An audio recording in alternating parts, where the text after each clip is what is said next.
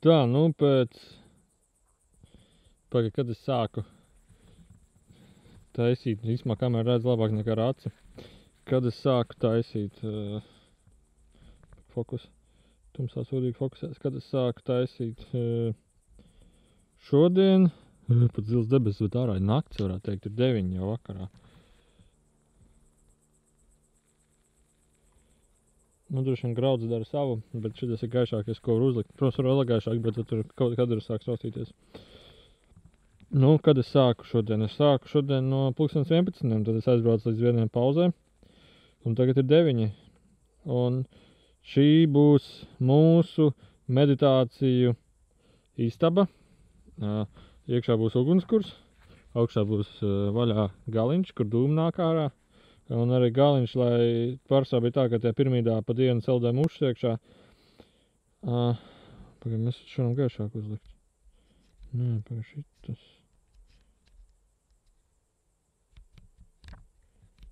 Kāpēc tas ir nolikts? Nu, labi, es vēl kameru mācos darboties.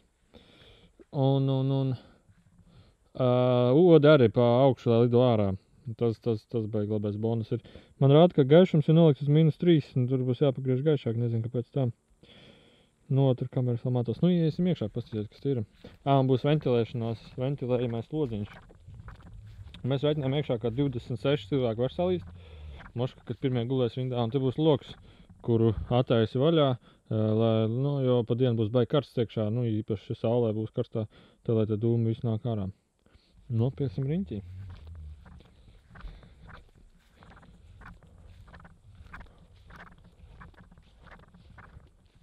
Pašu konstrukcijas viens uztaisīja, šodien atbrauc Romnvalds palīdzēt, un tad mums, es pat nevaru saprast, ātrāk gāja uz priekšu, vai lēnāk, jo mēs ļoti daudz runājām, un tad mēs tā pa dzīvi un pa visu parunājām, bet, nu, viens es nevarētu to visu izdarīt noteikti, jo vajag vienmēr kāds, kas kaut ko pa trepēm padod, un kaut ko tādu. Kā tas spīdēs iekšā, ka būs uguns, kurš būs tik krūta. Tā, nu, ja jūs gribiet vēl šogad paspēt viņā meditēt, tad jums jāpiesakās uz nometni. Bet, nu, viņi vēl nav pabeigti, iekšā būs krēsli papa salikti. Un nākamgad, es domāju, taisīt tādu pašu, tikai 2 reiz lielāku. Nu, kā te izstās mums trušu parks tumšs. Nu, labi, tas pagaidām viss. Pamēģināšu uzlikt kameru gaišāk.